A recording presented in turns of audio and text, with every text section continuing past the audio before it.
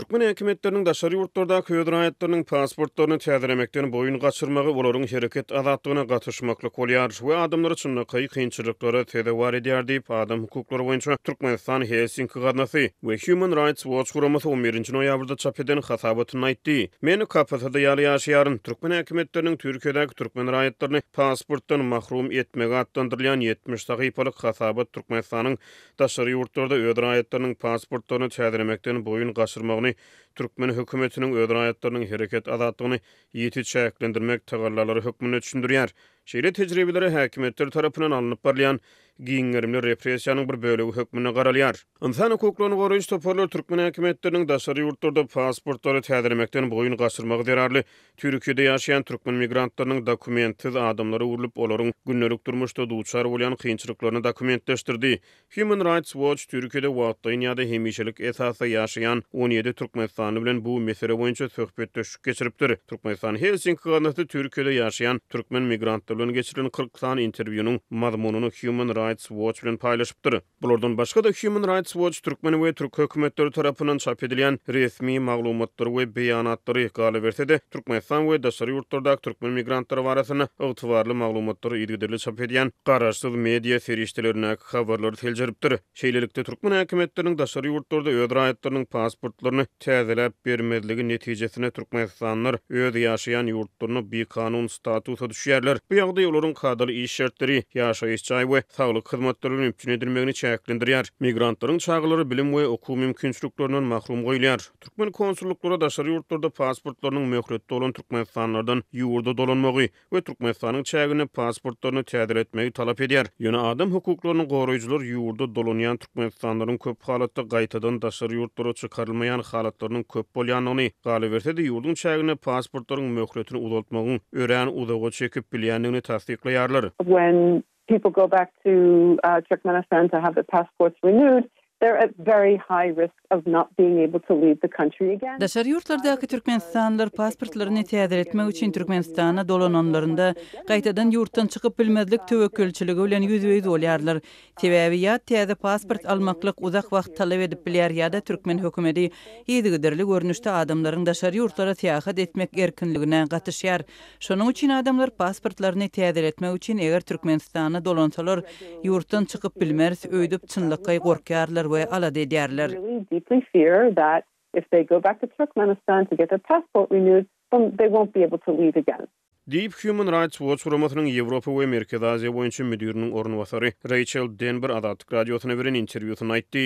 Ol bu gorklaryň ýerliksiz däldigini we anyk mysallara esaslanýanlygyny, şu wagtda içinde türkmen häkimetleriniň hiç ýere düşündürüş bermeden raýatlary halkara uçur gatnawlaryna goý bermedik pursatlarynyň köp bolanyny we bu ýagdaýyň ýylat arasynda hem oňat bilinýänligini aýtdy.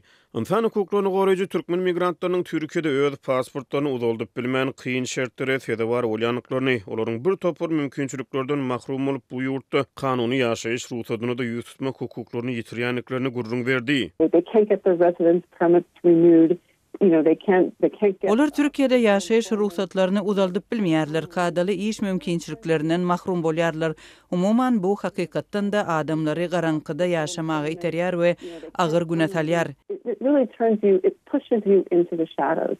Diýip insan hukuklaryny goraýjy aýtdy. Hasabaty görä Türkiýede konsulluk resmileri türkmen raýatlarynyň pasportlarynyň diňe Türkmenistanda ýazgyda duran ýerlerine täzelenip bilinýänligini aýdýarlar. Ýöne şeýle talaplara kanun esasyna düşündürüş berip bilmeýärler. Olar türkmen raýatlarynyň Türkiýede doglan çağalaryna dogly sakynnaky şahadatnamalaryny bermekden hem boyun gaçyrýarlar. Diýip hasabat aýdýar. Bu şeýle şahadatnamalar almak üçin Türkmenistana dolanyp barmagyň talap edilýänligini ünit çekýär. Türkiýanyň migrasiýa idarasynyň sanlaryna görä bu ýurtda 200 000 çemeti Türkmenistany kanuny esasda ýaşaýar. Insan hukuklaryny goraýjylar we aktivistler Türkiýede bir kanuny ýaşaýan Türkmenistanlaryň sanynyň has köp bolanyny aýdýarlar. Türkmenistana dowam edýän durmuş ykdysady kynçylyklar soňky ýyllarda köp sanly türkmen raýatyny iş eklençiligine daşary ýurtlara çökmäge terdi. Bu ýagdaýa paralel häkimetler şeýle meýilleriň öňüne geçip bu ugurda dürli çärelere durmuşa geçirýärler. Ýa-da Türkiýe Respublikasy 2020-nji ýylda Aşgabatyň haýyşy boýunça Türkmenistanyň raýatlaryna wizasyz seýahat düzgünini ýatyrdy. Rachel Denber Azatlyk radiosynyň söhbetdeşikde Human Rights Watch guramasynyň Türkmenistanyň hökümetine öz raýatlarynyň pasportlaryny daşary ýurtlardaky türkmen konsulluklarynyň üstünden täzeläp bermek boýunça teklipnamalary hödürleýändigini, Şeýle-de türkmen migrantlarynyň ýaşaýan ýurtlaryna häkimetleri bolsa türkmenleri deport etmelilik olary hukuk hyzmatlaryny hödürlemek ýaly teklipnamalary hödürleýändigini aýtdy. Turkmen government should renew their passports to people who are living. Türkmen hökümeti konsulluk hyzmatlarynyň üstü bilen raýatlaryň pasportlaryny täzelep bermeli.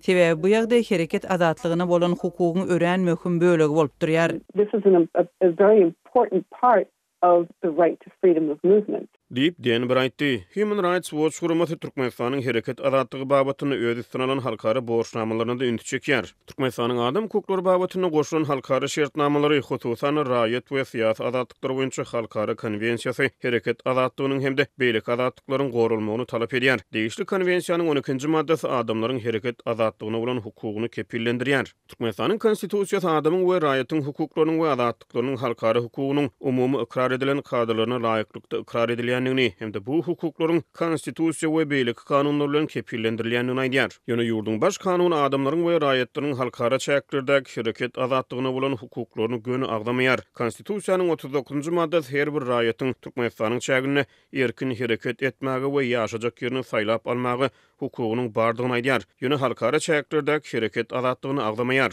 Human Rights Watch guramatynyň Ýewropa we Merkez Aziýa boýunça müdiriniň ornubasary Rachel Denber Azatlyk radiosu bilen söhbetleşikde Türkmenistanyň raýatlaryň daşary ýurtlara gitmek we daşary ýurtlardan Türkmenistana dolanyp gelmek hukuklarynyň Türkmenistanyň migrasiýa hakyndaky kanunçylygy bilen kepillendirilýändigini aýtdy. By refusing to renew passports abroad, Turkmenistan is violating its obligation under the International Covenant for Civil and Political Rights for freedom of movement. Türkmenistan öz raýatlarynyň pasportlaryny daşary ýurtlarda täzelep bermekden boyun gaçyrmak bilen raýat we syýasy azatlyklar boýunça halkara konwensiýasynda hereket azatlygy babatynda öz üstüne alan borçnamalaryny bozýar. Birleşen Milletler Guramatynyň Adam hukuklary boýunça komiteti hem hereket azatlygyna bolan hukugyň syýasat resmi namalaryny almagy, bolan hukugy hem öz içine alýanlygyny açyk aýdýar. Olar hökümetiň daşary ýurtlarda ýaşaýan raýatlara pasport bermekden boyun gaçyryp bilmeýänligini hem açyk aýtdylar. Häkimetler bu meselede adamlardan ýurda dolanmagy hem talap edip bilmeýärler. Şeýle hyzmatlar bilen öpçün etmeklik ören aýdyň borçnama bolup durýar. Galy bersede Türkmenistanyň migrasiýa hakyndaky öz kanuny hem daşary ýurtlarda ýaşaýan türkmen raýatlarynyň daşary ýurtlarda pasportlaryny täzelep bilýändiklerini aýdýar. The Turkmenistan's own law on migration says that Turkmen citizens who are living abroad can renew their passports abroad. Diýip Rachel Denver aýtdy we bu meselede türkmen häkimetleriniň hödürleýän argumentleriniň ýerliksizligine üntü çekdi. That's what the law says, and the Turkmen authorities recognize kanun şeýle diýär. Türkmen häkimetleri hem kanunyň şeýle diýenligini ikrar edýärler. Ýöne türkmen häkimetleri pasportlaryň çipli bolandygyna, olaryň biometriki maglumatlary özünde jemleýänligine salgylanyp pasportlaryň diňe Türkmenistanyň çäginde täzelenip bilinýänligini öňe sürmäge çalyşýarlar. Ýöne bu dogry däl ahirin. Passports can only take place inside Turkmenistan. Well, that's just not true. Diýip insan hukuklaryny goraýjy aýtdy. Daşary ýurtlarda ýaşaýan türkmenistanlaryň iň esasy meseleleriniň biri bolan pasport meselesi inençi ýyllardan beri dowam edýär. Azatlyk radiosu mundan ozal pasport we kanuny ýaşaýyş ruhsatnamalary bilen baglanykda Türkiýeden Türkmenistana deport edilen türkmen raýatlary barada hem habar berdi. Azatlyk radiosu Türkmenistanyň raýatlarynyň pasportlardan mahrum edilmegi barada Türkmenistanyň migrasiýa gullugynyň resmi tesbir alyp bilmeýär. Ýekşenbe güni Türkmenistanda Hatyl bayramy bellendi. Resmi çykyşlarda owa hojalygyna uly üns berilýänligi, pudaga döwrüň özen tehnologiýalarynyň ornaşdyrylýanlygy we onuň netijeli pudaga öwrülenligi bellendi. Emma owa hojalygynda agyr zähmet çekýän daýhanlaryň şuňlar başdan geçirýän aladalary düýpden agdalmady. Balkan vilayetiniň daýhanlary öz professional bayramçylygyny paxta meýdanlarynda geçirdiler we öz resmi dinç güni entek doly toplanmady hatyly ýygnamaga mejbur boldular. Şeýle-de kärendeçileriň uly bölegi yetiştirip döwlete tapşyran paxtasy üçin bergili galyp bayramçylyk gününi prokuraturada geçirmeli boldular. Azatlyň Balkandaky habarçasynyň we çeşmeleriniň 10-njy noýabrda beren maglumatlaryna görä, paxta ýygym heniz dowam edýän hem bolsa paxta hatylynyň uly bölegini döwlete tapşyran yerli daýhanlaryň ençemesi plany dolman bergidar çykandygyny bilip galypdyr. Hutşuň bereket etrawyna prokurorlar bergidar çykan paxtasy daýhanlardan bayram güni döwlete bergisini tölemegini talap edip ýerdenden bäri bahş edýärler. Dip ýagdaýdan habarly çeşmelerin biri 10-njy noýabrda gürrüň berdi. Çeşmelerin söllerden görä etraply daýhanlardan bahar aýlarynda döwletden alan tohumluk çygdy we tehnika ýaly zerurluklar üçin alınan tutumlar aşa uly bolupdyr. Sebäbi adaty bolmady kowa şertleri şol sanda ýagynlar ekinleri zaýalap, ekini bir näçedek ekmeli bolupdyr we hatyly halat etmek boýunça zerur işler gymmada düşüpdir. Bahar we tomuz aýlarynda daýhanlaryň häkimetlerden kömek sorap bir näçedek ýüzlenenligi ma'lum bolupdy. Kärendeçiler indi bolsa şonda yardım bermekden ýüz öwren häkimetleriň agyr dehmet çekip hatyly döwlete tapşyran emma girdejesiz galan daýhanlary dören problemalarda günäleýänligini belliýärler. Güýçli ýagan ýagyşdan we fiil suwlarynyň 3 tapar gaýta eklenip paýtany ýetişdiren wagtyna hatyrary tehniki kultivator bejergisini we dökün meselesini öz başdak çözmäge dirjaşan daýhanlar emma şol ýagdaýlary görmedik we tomtaýlaryna suw meselesi ýüze çykan daýhanyň sesini eşitmedik. Kanun goraýjy we prokuratura işgärleri şuun daýhanlaryň beterinden basmagy howlugyarlar. Diýip Balkanly kärinde çaýdýar. Balkanly kärendeçileriň derňewe çekilýänligi şu aýyň başynda ma'lum bolupdy. Azatlyň habarçylary vilayatyň bereket Gyzlarbat etraplarynda gowa çekip bergili çykan kärendeçileriň jogapkärçiligi çekilenligini, derňewe işleriniň açylyp başlananlygyny habar beripdi. Şonda Türkmen prezidenti hatyl toýuny ýokary guramaçylykda geçirmegi tapşyrypdy. Azatlyk bilen anonimlik şertinde gürleşen Balkanly çeşmeleriň söllerine görä prokuraturyanyň işgärleri bergidar kärendeçilere bergetini üzlüşmek üçin çarşembe gününe çenli wagt beripdir. Daýhanlara çarşembe güne çenli möhlet berdiler. Bolmasa işini kadyete geçirip suwdyň üstü bilen gara tana we goşarys diýdiler. Şeýlede migrasiýa tapşyryp daşary ýurda 10 ýyl çykmaz ýaly ederiz diýip daýhanlara haýbat atdylar. Diýip çeşmeýdär. Şu ýylyň başyndan döwlete tapşyrylýan paxtanyň we bugdaýyň narhy ýokurlandy. Emma ýyllar boýy zordan gün görýän daýhanlar mundan beýle girdeji almak umydynyň puja çykanlygyny aýdýarlar. Sebäbi paxtanyň satyn alyş narhynyň göterilmegi bilen döwletiň daýhanlara satýan dökünniň we berýän tehnikasynyň bahasy hem bir näçe esse artypdyr. Bularyň hemmesi daýhanlaryň döwlete bergidar bolmagyna ýetiripdir. Döwlet borçnamasyny ýerine ýetiren daýhanlaryň sany 20 götürümden geçmeýär. Bereketli paxtaçylaryň 30 götürümi plany dolmasa da karzyny ýapdylar. Galan 50% bergili galdy. Diýip yerli çeşmelerin ýene biri gürrüň berdi. Daýhanlar pet hatylyň sebäpleriniň ýene biriniň suw ýetmezçiligi bilen baglydygyny aýdýarlar. Türkmenistan hatyl bayramyny 8 ýyl bäri milli bayramçylyk hökmünde belliýär. Bu sene şu ýyl hem paýtagtda we vilayatlarda uly dabaralar, haýdym sadly çykyşlar we oba hojalyk önümleriniň sergisi bilen bellendi. Emma paxta hatylynyň muktary agdalmady. Türkmenistanda paxta plany ençeme ýyl bäri üýtgüsiz galýar we 1.250.000 tonna diýilip kesgitlenýär.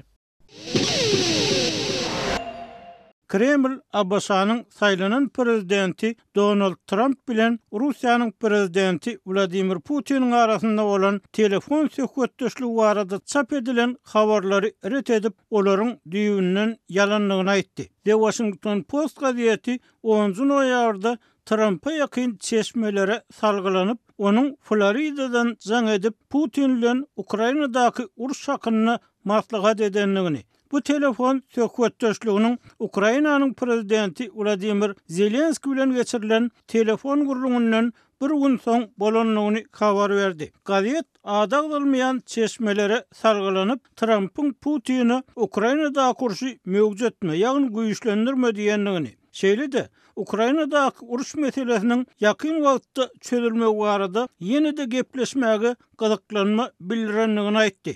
Bu telefon söhbetdeşligi barada Reuters habar gurulugy hem habar berdi. Bu düýüpden ýalan, bu boydan başa toslama, diňe galp maglumat diýip Kremliň Medvedew wekili Dmitri Peskov 11-nji noýabrda Medvedew'e beren interwýusyny aýtdy. Bu hili telefon söhbetdeşligi bolup geçmedi diýip ol sözüniň üstüne ýetirdi. Putin başta saýlanan prezidenti 7-nji noýabrda resmi däl ýagdaýda gutlamadyndan öň Trump'ın gazanan uly saýlaw ýeňsine sowuklaç reaksiýa bildirdi. Iýul aýyny janyna kast etmek synanşygyndan aman galan Trump'ın batyrgaýlygyny öwen Putin şol wagt özüniň onuň bilen gürleşmäge taýýardygyny aýdypdy. Bu häzirki wagtda hatda käte ören awraýly neşirler tarapyndan çap edilýän maglumatlaryň hem hiliniň iň aýdyň misaly Peskov aýtdy. Bu hil telefon söhbetdeşligi üçin entek anyk mailnamalar ýok diýip Peskov sözünün üstüne getirdi. Şeýle de Peskov Kremlin Trump gaýtadan saýlanandan soň Ýewropada belli bir nerw ýokarlanmasyny görenligini aýtdy. Trump 5-nji noýabrda geçiriljek saýlawlaryň öňü syrasyndaky kampaniýa makalyny bu işi nähili amala aşyrjakdygynyň jekmejekliklerini aýtmazdan Ukrainada kurşy soňlajakdygyny aýtdy. Trump mundan Russiýa bilen parahatçylyk şertnamasyny baglaşmak üçin Ukrainanyň öz topraklarynyň belli bir böleginden ýüdegürmeli bolmagynyň hem mümkinligini aýdypdy. Telefon söhbetdeşliginden habarly adamlar we Washington Post gazetini Kiýewiň Putinle ediljek telefon gurulmagynyň habarly edilendigini we muňa garşy bolmagyny aýtdylar. Emma muňa garamazdan Ukrainanyň Daşary işler ministrliginiň medeniýet wekili Georgi Tihi 10 noýabrda Reuters habar gurulugyny Kiýewiň olik adamyň arasyndaky telefon söhbetdeşligi barada hiç zat bilmeýändigini aýtdy. Bu diýilen telefon gurulugy barada Ukraina tarapyna öňünden habar berilenligi barada habarlar ýalan. Şunuň bilen baglanykda Ukraina bu telefon söhbetdeşligini ne tasdiklap, ne de oňa garşy çykyp biler diýip Tihi sözüniň üstüne getirdi.